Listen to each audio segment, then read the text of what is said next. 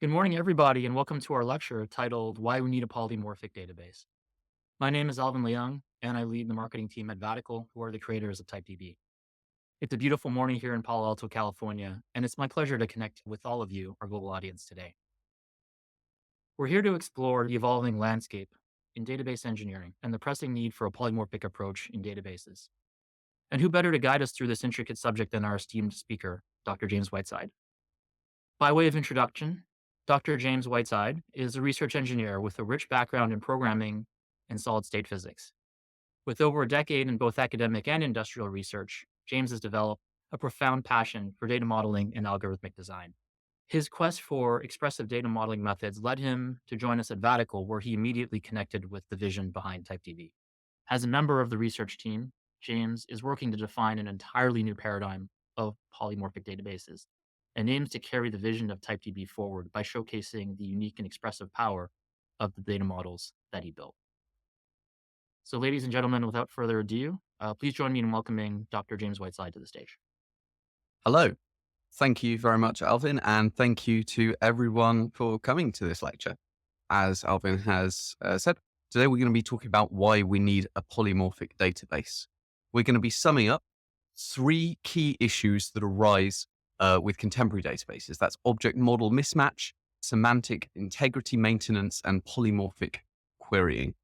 But before we do, we're going to have a quick look at where we got to today with a brief overview of database paradigms from the 1960s with the hierarchical and network databases up to the modern time series and multi-model databases of the 2010s.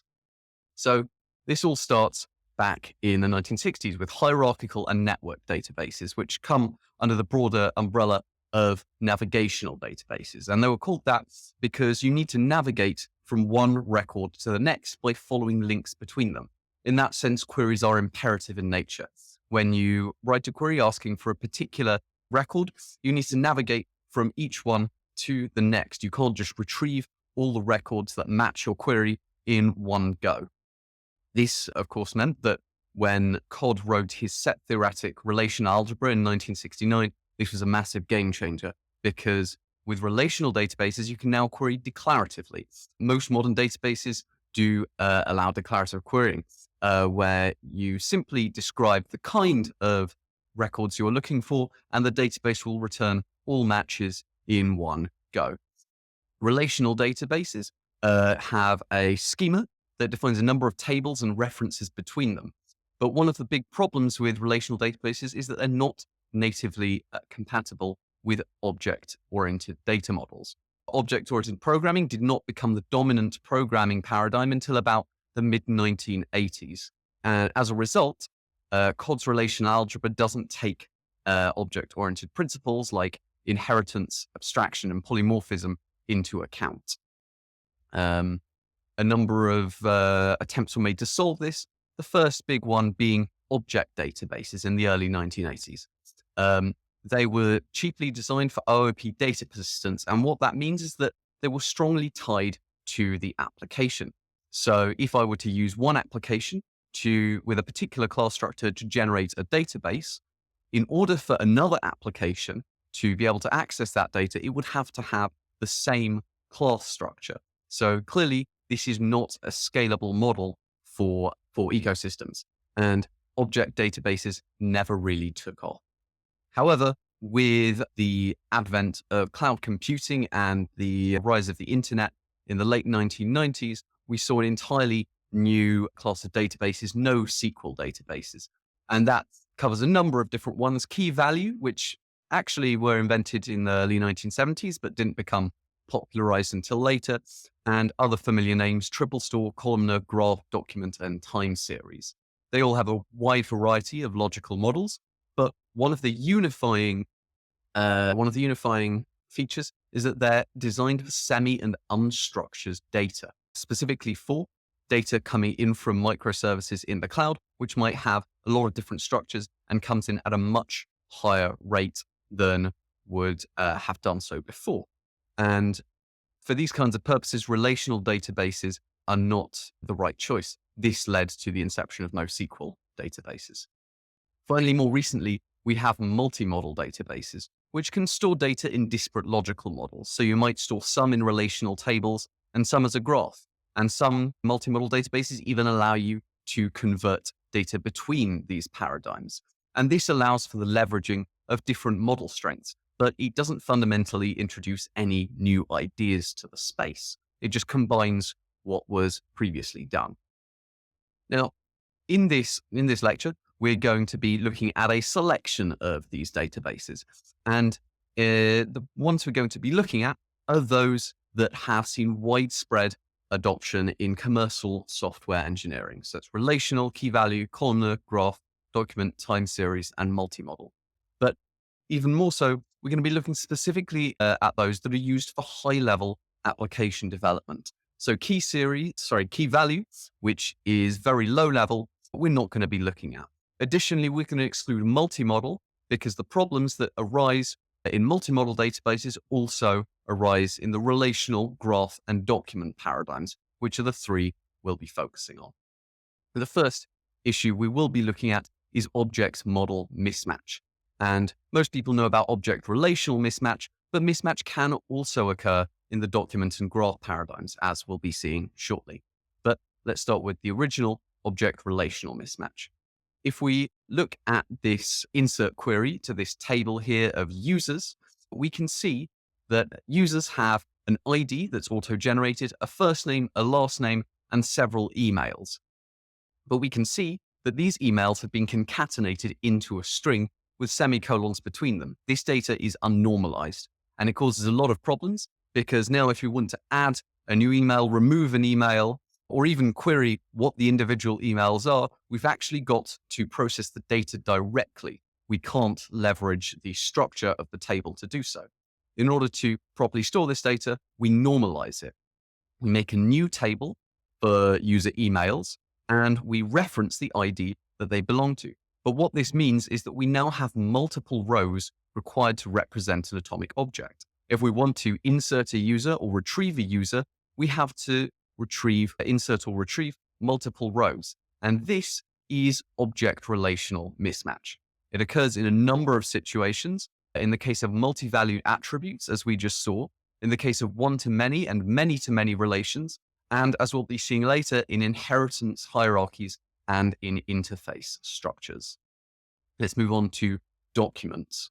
The document paradigm solves this problem with multi-valued attributes by allowing us to nest multiple values in a list field. So we can see here we've got two users, Thomas and Rhonda, and each of them have their emails in a single list field, and we don't have to do any referencing.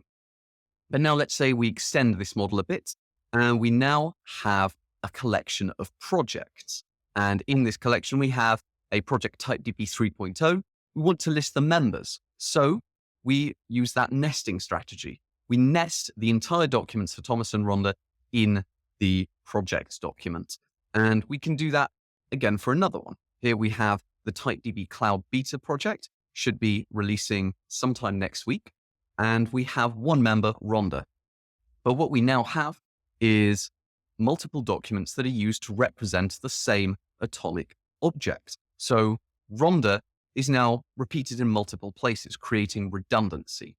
There are other ways to model this. So we could use references. So in this case, rather than inserting the entire document into the members of each project, we're first reading out the IDs of the Thomas and Rhonda documents, and then inserting only those IDs into the members fields. The problem with IDs is that they're not actually pointers. They're just hexadecimal values. And so document databases are not optimized to query over references. They're designed to work with nested structures. And as a result, we often have to make the practical decision to nest redundant data rather than use references. And that results in object-document mismatch, where we now have multiple documents representing the same user. Let's move on to graphs. And before we discuss graphs, we really have to look at triple stores, which came before graphs. You could think of them as a predecessor. And in triple store databases, sometimes called RDF, we have nodes here that are representing the entities, the circular ones, and we have nodes representing attributes, the rectangular ones.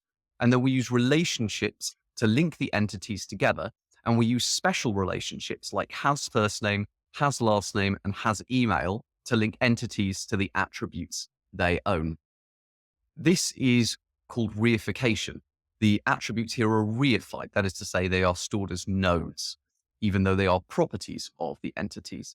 This makes the data structures pretty cumbersome and complex to work with. In graph databases, they took this a step forwards. In graph databases, attributes are stored as internal structures. So we can think of each of the entity nodes as having an internal document, which has all of the data relating to the entity. And that solves the reification problem, but only for attributes. We find that reification comes back if we try to model certain kinds of relations. Let's say we want to model that an admin has assigned the user Rhonda membership of the TypeDB 3.0 project. Well, we can't actually create this relationship because a relationship is modeled as an edge, which can only go between two nodes. In order to properly model this, we have to reify the member of relationship by turning it into a membership node. And we can see here, we've introduced two new edges saying that the user has membership of the project. And now we can attach our assigned edge. But we've ended up with object graph mismatch because now we've got a single node and two edges that represent an atomic relationship. Object graph mismatch also occurs in a number of cases. So it occurs when we're trying to represent n-ary relations. That's anything higher than binary. We've got an example of a ternary relation here between three nodes. It occurs when we're trying to model nested relationships, like we just saw with the assignment of the membership. And it also occurs when we're looking at undirected memberships, because all of the edges are directed. So if we want to store the fact that a relationship goes both ways, we need two edges to do so. Overall, we find that we get object model mismatch in all three paradigms. Normalization leads to object relational mismatch. Nesting leads to object document mismatch, and reification leads to object graph mismatch. Let's move on to our second issue, maintaining semantic integrity. And this is going to be in specific reference to polymorphic data, which is a natural property of many data domains, particularly the domains we work with complex applications. In order to do so, we're going to be looking at a simple inheritance structure, inheritance polymorphism being one of the three fundamental kinds. And in this structure, we'll say we have three classes, an employee class, which is abstract, and two subclasses, a permanent employee and a contractor. And that means that all of our employees are one of those two subtypes. All employees have an employee ID, a first name and a last name. And permanent employees also have a start date, end date, and salary, while contractors instead have an agency ID, contract number, and hourly rate. So, how would we go about implementing this in a relational database? Relational databases have well-known patterns for modeling inheritance after Fowler in 2002. These are the single table pattern, the concrete table pattern, and the class table pattern. For this imaginary hierarchy we've made here, where we've got several different classes, two of them abstract, represented by the dotted outlines. If we were to model this class hierarchy with a single table pattern, then we would have one table for the common supertype. If we were to use a concrete table pattern, we would use one table for each concrete type, including that one on the far right, which has a subtype. And for class table pattern, we make one table for every type in the hierarchy. Now, how does that look like for our simple employees hierarchy? Well, for the single table pattern, we'll just have one really long table that includes the fields of all three types. So we have these first three employee fields, ID, first name, and last name, which are common to both kinds. And then we have specific fields for permanent employees and for contractors. But something that is immediately obvious is that how do we control which fields a given row has? There's nothing to stop us from creating an employee that has both a start date and an agency ID, or to give a contract number to a permanent employee. And we can solve this with custom constraints. To begin with, we're going to create an enum for employee type. It's going to be either permanent or it's going to be contractor. And now with those values, we can define a custom check constraint, which is going to ensure that only the attributes that are necessary appear on each employee type. And that appears to solve our problem. However, we do have another problem. Let's say we want to have another table, a performance reviews table, where we have an employee ID field that references our employees. It should be apparent that permanent employees can have performance reviews, but it doesn't really make sense for contractors to have performance reviews. But there is nothing stopping us from inserting a contractor with a performance review, because foreign keys can only reference specific columns in tables. We can't control which rows they reference. And this problem here of maintaining integrity is common to the single table pattern for any common properties that belong to, for any properties that belong to the subtype, such as the property of only permanent employees being able to have performance reviews. Well, let's try another pattern. Here we're going to use the concrete table pattern, where we've got one table for permanent employees and one table for contractors. And we can see that the common fields, ID, first name, and last name, appear in both. This solves our previous problem, because now, when we want to make a performance review, we can specifically reference the permanent employees table. And now it's impossible for a contractor to have a performance review. However, we notice another issue if we look at the code. We can see that the ID of a permanent employee is a primary key, and the ID of a contractor is a primary key, and that enforces the uniqueness of each one. But we can't enforce global uniqueness. So it is, for example, possible to create a permanent employee and a contractor with the same ID. And just like the single table pattern had problems dealing with subtype properties, this common supertype property becomes problematic in the concrete table pattern. Let's look at the last pattern, class table inheritance. In this pattern, we use a table for our employees that contains the common fields. And then we have two other tables, one for permanent employees and one for contractors, which contain their respective fields and reference the employee table.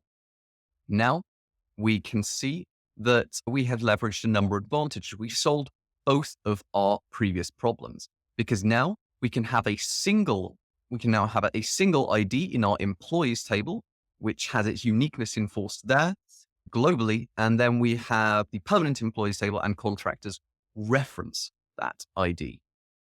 We can also make a performance reviews table that references the permanent employees table. So we maintain semantic integrity in both of those cases. We also see that if we want to perform an insert statement, we have to insert multiple rows to create a single employee. And this is where we see that object-relational mismatch come back again. But the focus of this is semantic integrity now.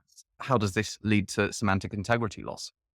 Well, there is nothing from stopping us, instead of creating a permanent employee with one row in the employees table and one in the permanent employees table, from creating an employee that has only a row in the employees table. That is to say, they are neither a permanent employee nor a contractor. Even worse, we can create an employee that is both a permanent employee and a contractor. So we've lost the idea of object identity here. And that's what we find. With that single table pattern, we can't enforce subtype properties.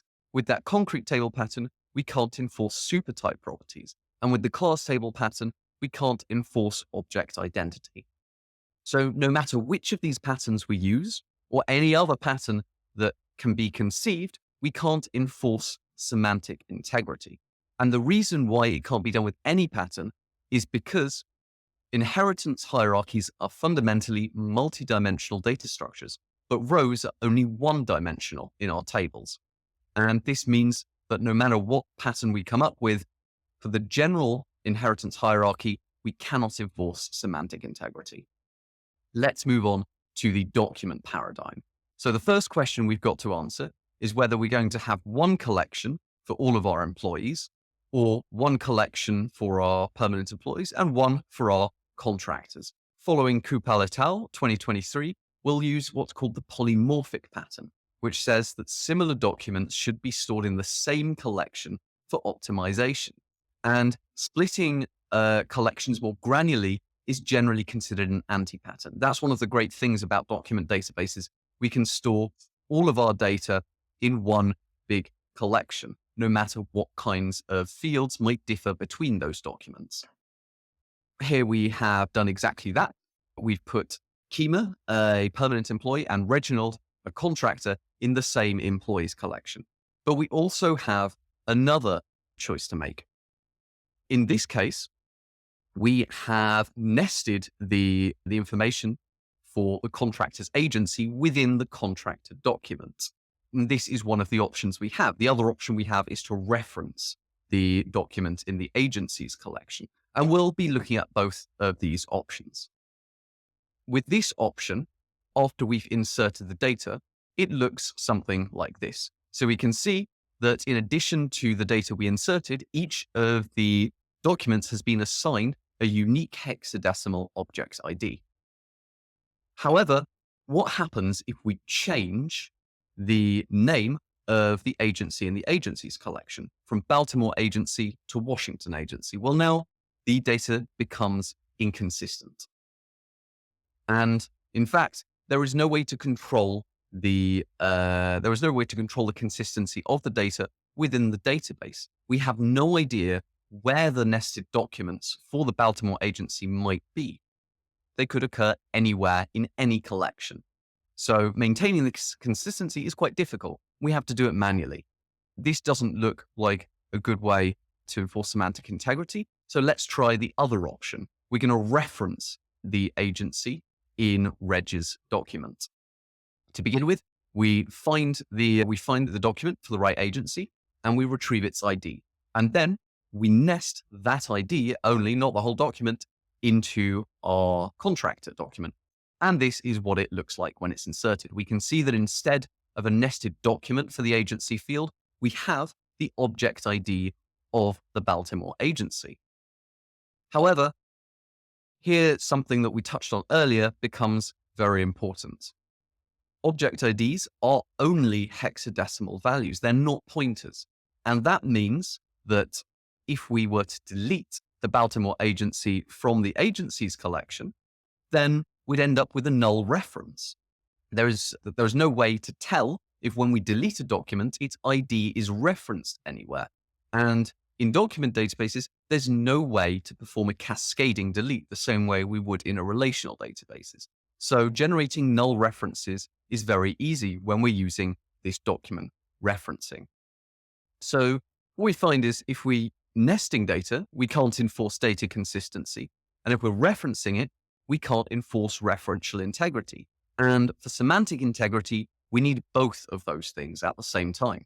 So regardless of which strategy we use, we cannot enforce semantic integrity of our document data. Let's move on to graphs. So here, what we're doing is we're inserting, just like we have for the document database, permanent employee Kima and contractor Reginald.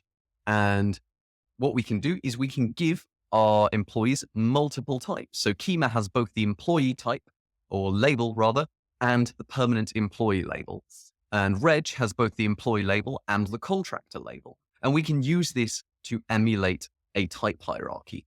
You'll also notice that some of Reg's data, the contract number and the hourly rate, have instead been placed on the relationship rather than on his node. And that's a common pattern in graph databases. And with this label structure, we can actually enforce some very powerful constraints. Because constraints are defined on a per label basis, we can have these constraints for the employee label. We can say that the ID is a key and is an integer.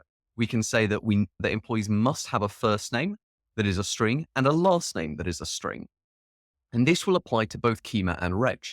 But if we then have constraints that apply to the permanent employee label, these will only apply to Kima. And similarly, we can define constraints that work on our contracted hourly from relationship. So our so our labels are working very well for us here.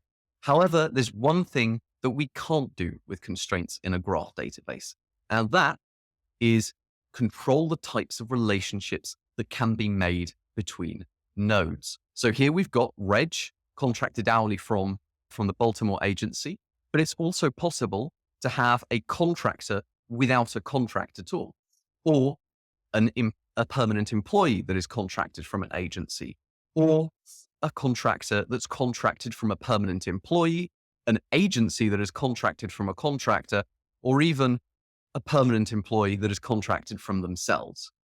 So clearly, we don't have semantic integrity here because we can't control where relationships can be made. And what we find, once again, is that neither relational, document, nor graph databases can enforce semantic integrity in our polymorphic data. Let's now move on to the third of our issues, polymorphic querying. And for this, we're going to introduce a very simple object model. Here, we've got the model for a file system, and you can find the code for this in the lecture materials by visiting this address, which will take you to the page for the lecture, scroll to the bottom, and there should be a lectures material section. Now, let's break down this model. It's a fairly complicated diagram, but what we're dealing with isn't conceptually complicated. Just to the left of the center, we've got 5 classes in a column: admin, user group, file, and resource. And those are our entity classes. We can see that admin is a subtype of user and that file is a subtype of resource, which is abstract. Then on the far left, we can see we've got 4 attribute classes: email, name, path, which all extend the abstract ID class. And each of these ID classes offers an interface called key. So we can see that users are identified by an email, user groups are identified by a name, and files are identified by a path. Finally, on the far right, we've got our 3 relationship classes. We've got the abstract ownership class and its 2 subclasses, group ownership and resource ownership. And each of these provides interfaces to allow different things to be the owned object and the owner. So if we look at group ownership, we can see that it allows user groups to be owned by admins, which are the only 2 things which implement their interfaces. We look at resource ownership, however, we can see that any kind of resource, in this case just file, so far at least, can be owned by either a user or a user group. And of course, that includes admins as well, because they are a subtype of user. So we've set up a very polymorphic data model here. Now, what does it actually look like when we use the code for this model? Well, I've got some constructors and methods here for the user group class. So we can see we can instantiate a user group with either a new name or an existing name. And in either case, we have to give it an owner that is of a class that implements the group ownership owner interface. Once we've got a user group, we can call the getID method to retrieve its name. We can call getOwnership to get back the group ownership in which the user group is owned. Or we can just call getOwner to retrieve the user group's owner directly. We can also call getOwned to retrieve everything that the group owns, and getOwnedResources to retrieve all the resources that the group owns. Well, currently user groups can only own resources. However, we want to build this in an extensible way. So in the future, user groups might own other things. And so all of our class hierarchy is designed in a way to be as extensible as possible. Once we've got all this set up, we can go about inserting some objects into our file system. So here we're going to create an admin Cedric with the email cedric@vatical.com to identify him. We're going to create a user Jimmy with the email jimmy@vatical.com. We're going to create a user group engineers and assign Cedric as its owner. We're going to create a benchmark results file and assign Jimmy as its owner. And we're going to create a feature roadmap file and assign the engineer's user group as its owner. With all this set up, we can now take advantage of the polymorphism in the data model to do very high-level abstract queries. So we're going to look at 4 queries now.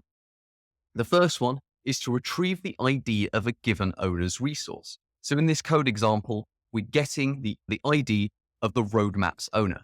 And we can see that we call getOwner on the roadmap. We cast the owner to ID key, which we know will work because everything in all the entities in our database implement ID key. And then we call getID on the owner. And that outputs the string engineers. And the great thing about this is that it will work with whatever class the roadmap's owner is an instance of. If we introduce new things that can own the roadmap, if we make the roadmap, for instance, a user or an admin, it will happily return those values as well without having to modify our code.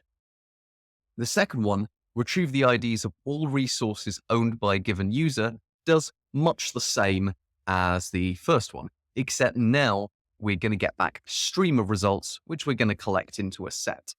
Because obviously, unlike resources which can only have one owner, a user can own multiple resources. It's a one-to-many relationship.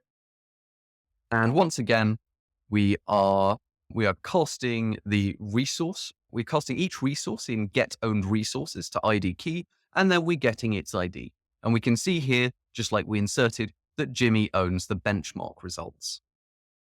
Moving on to the third query, this one's going to be a bit more high level. We want to retrieve the type and ID of all objects in the file system. To begin with, we're going to make a collection of file system objects. We're just going to put Cedric, Jimmy, engineers, benchmark, and the roadmap in there.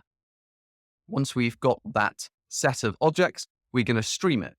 And for each item in the stream, we're going to create a map with 2 keys, object type and object ID.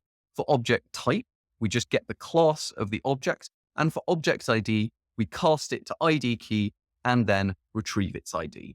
And we can see from the output, we've got exactly the data that we inserted coming back out again. And once again, we can see that no matter what objects we have in our file system objects set, this will always print out their type and ID because it does a polymorphic operation over them. And even if we introduce new classes into our class structure, as long as they have IDs, they will be returned correctly by this code. Let's look at one final one. Now we're retrieving the details of every ownership in the file system. So to begin with, we're taking all of our file system objects and checking which of them can be owned. Once we know which ones are owned, then we just retrieve the 5 things we're interested in. The owned thing's ID, the type of the owned thing, the owner ID via getOwner, the owner type again via getOwner, and then the ownership type via getOwnership. And we can see here again, fully polymorphic results. In our first result on the far left, we've got the user group, which owns a file. In our second result in the middle, we've got a user that owns a file. And in the third one, we've got an admin that owns a user group. So we've got 3 completely different kinds of ownership here. And we're retrieving them all with this one simple query, we might say. What happens though, when we go about implementing this data model in each of our database paradigms? Let's start with relational. So we're going to use Fowler's class table inheritance pattern. It's generally considered the most scalable, even if it can't enforce semantic integrity. We can see here, we create a table for our users, and then our admins table is going to reference the users table as its subtype. And we do the same for our resources and our files. Then we need to create tables for our resources. So we've got 3 abstract ownership tables and 3 concrete ones. We can see the abstract ones don't reference the object that's owned and the owner, that's done in the concrete ownership tables. Why do we need to do this? If we look closely at the concrete ownership tables, we can see that the second and the third one, user of resource ownerships and user group of resource ownerships, both return resource ownerships. However, because one is owned by a user and has to reference the users table, and one is owned by a user group and so has to reference the user groups table, we can't store them in the same table and maintain referential integrity. So our resource ownerships table, or any ownership table in fact, has to be divided not just by the thing that's owned, but by the thing that's owning it. Finally, with all this in place, we can now insert some data. So here we've got an example query where we're inserting the benchmark results file, and then we're assigning Jimmy as its owner, which is one of the things we did earlier. And we need to touch the resources table, the files table, the ownerships table, the resource ownerships table, and the user of resource ownerships table. What about when we want to query our data? We're going to look at that fourth query that we were exploring earlier. The other three, if you'd like to see how their implementations look under each paradigm, you can find that in the accompanying technical article that goes with this lecture, where you'll see all the full details, and it goes into even more details even on this one query. But for the purposes of this lecture, we're just going to be looking at the fourth one. And we can see immediately that this query is pretty massive. We've got a lot going on here. But to break it down a bit, we can see that we've got four distinct parts, four distinct subqueries that are union together.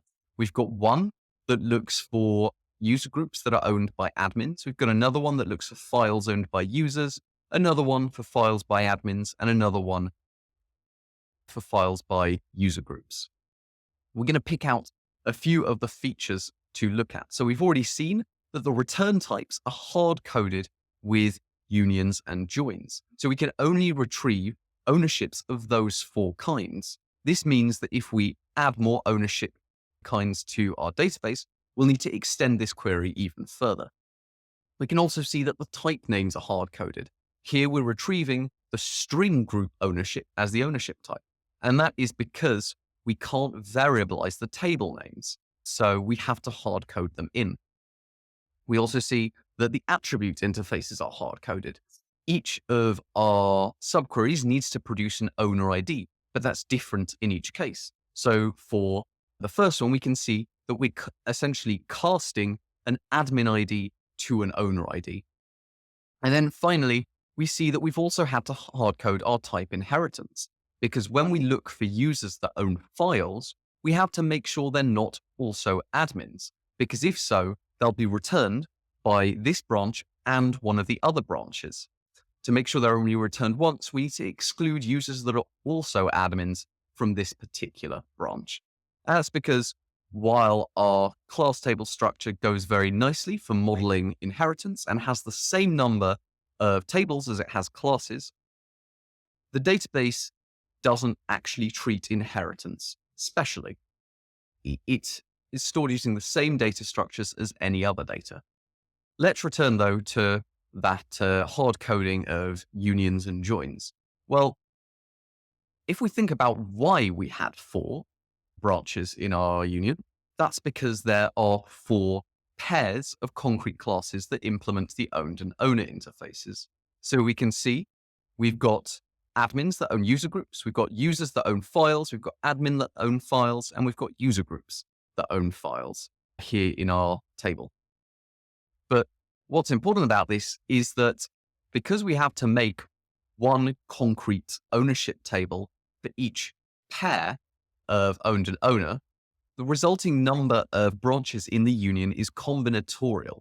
So if we have, for instance, 5 concrete classes that could be owned and 5 concrete classes that could be owners, we'd need 25 branches in our union. And I'm sure you can extrapolate from there how difficult it might get with a more realistic data model for a large-scale application. Let's move on then to the document implementation. So we're going to use Kupal's polymorphic pattern, and we're going to choose to use references for dependent data, because While dealing with null references is difficult, dealing with inconsistent data is even harder because we don't know which the actual data is. We can see we're inserting our admin Cedric and our user Jimmy. And then for each of our things that are owned, the engineers user group, the benchmark, and the roadmap, we have to first find the owner and include the object ID in the owned objects document. Now, how do we go about running that fourth query again? Retrieve the details of every ownership in the file system. We end up with this monstrosity. And how is it that such a simple query has become so bloated? We're not going to break this down entirely, but we're going to look at a few features of what's going on. First of all, again, we're hard coding our return types, this time with unions and lookups, which are MongoDB's equivalents of joins. We can also see that our attribute interfaces are hard coded. So we're identifying the user group. It has a name as an ID and a file has a path as an ID. Finally, we see that our type names are hard coded because in this case, the owner might be of many different types. We need to return its type. And just like with the relational case, we can't variabilize that type. So we have to hard code it in as a string. Finally, let's look at the graph implementation. Once again, we're using multiple labels to emulate the node inheritance hierarchy. We've got Cedric here, who is both a user and an admin. And you can see below, we've got the files that have both the resource label and the file label. However, we cannot do that for our relationships because in Neo4j, relationships can only have a single type instead of several labels. So in order to store our relationship type hierarchies, we're having to store the granular types as properties of the relationships. That can obviously get out of hand when we've got a much bigger hierarchy, but for the moment, it's okay, and we can move on. Let's see how we retrieve the ownerships. This query looks much simpler than the relational and the document cases, and that is because we can do something quite powerful in graph databases. We can use generic pattern matching to find the things that are owned and their owners by identifying them as nodes on either side of an owns relation. We don't actually need to specify their labels. And that means we can return all of those nodes at once. However, we still have a few problems. We still need to hard code our attribute interfaces in to identify the ID of each object in our system. And we still need to hard code type inheritance to ensure that our admins are not returned twice, once as a user and once also as an admin. What we find is that regardless of which paradigm we use, relational, document, or graph, all of them require metadata to be hard-coded into polymorphic queries. And that is because the queries are not actually expressing the natural language questions being asked. What do we mean by that? Let's take a look at the question again. Retrieve the details of every ownership in the file system, specifically the type of ownership, the type and ID of the owned object, and the type and ID of the object's owner. Now let's look at the relational query. If we look at this, that's actually not what this is asking. If we were to translate this back into natural language, this is what we end up with. Retrieve the string group ownership, the string user group, the user group ID, the string admin, and the admin ID for group ownerships by admins. Retrieve 5 other things for resource ownerships by users where the user is not an admin. Retrieve 5 other things for resource ownerships by users where the owner is an admin. And retrieve 5 other things for resource ownerships by user groups. And if we were to translate the document and graph queries, into natural language, they would also look something like this. Not quite as complicated, especially in the graph case, but still not reflecting our natural language question. If we go back to our application code, though, and we try and convert this back into natural language, we find that in fact, it does ask exactly what we want. It makes no assumptions about what kinds of data might be in our file system objects set. The only thing that it does expect is that things have IDs.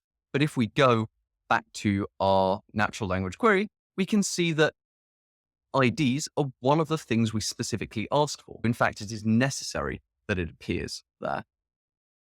And we touch on something quite important here, that polymorphic queries in relational and document and graph database do not express the natural language questions. In fact, they're specific to the data model implementations at the time that the query was written. And what this means is that when the data model gets changed or extended, we have to manually maintain these queries wherever they appear. And this leads to brittle application architectures. In fact, these queries are actually imperative in nature. They're not imperative in the same sense as the imperative queries of the navigational databases. We don't need to navigate from one record to the next, but we still need to describe exactly where we want to look for our data. But why is it that we have to do this when we could do it in the object model? We found that with contemporary database paradigms, it's not possible to do any of the following. We can't eliminate mismatch with our object models. We can't enforce semantic integrity of polymorphic data, and we can't write declarative polymorphic queries. Obviously, we can do these things with external tools, namely ORMs. And that's ORMs are all about. Solving issues like this arise from that fundamental mismatch with the object model. However, ORMs are not well optimized. They're an additional layer of overhead and complexity in architecture, and often they cannot produce queries on the underlying database that are as optimized as an actual user could, because they don't understand the structure of the data they're dealing with, not the semantic structure. Yet, if we can do all of these things natively in our application, why is it that we need ORMs? Why can't we do them natively in the database? And that is the question we answered when we designed TypeDB, the world's first polymorphic database. With TypeDB, we can solve object model mismatch. We can enforce semantic integrity of polymorphic data, and we can query that polymorphic data declaratively. But that concludes today's lecture. If you would like to find out more about how TypeDB works, I'll be doing another lecture on the 12th, where I'll be talking about TypeDB as the polymorphic database. If you'd like to find out more about the polymorphic data model of TypeDB, then you can watch our head of research, Christoph, talk about it on January the 9th. And if you'd like to see him talking about type theory as the unifying foundation for modern databases, the replay is now available. And you can find all of these at typedb.com/lectures. Just to quickly wrap up on our presentation today, I wanted to point you to a couple of additional resources for TypeDB. If you are interested in learning more about TypeDB, I encourage you to check out our Learning Center, typedb.com/learn. Additionally, if you're interested in joining the TypeDB community, join us on our Discord server at typedb.com/discord. Thank you. This concludes our presentation. We look forward to seeing you in our next lecture. Thank you everyone for coming. See you next time.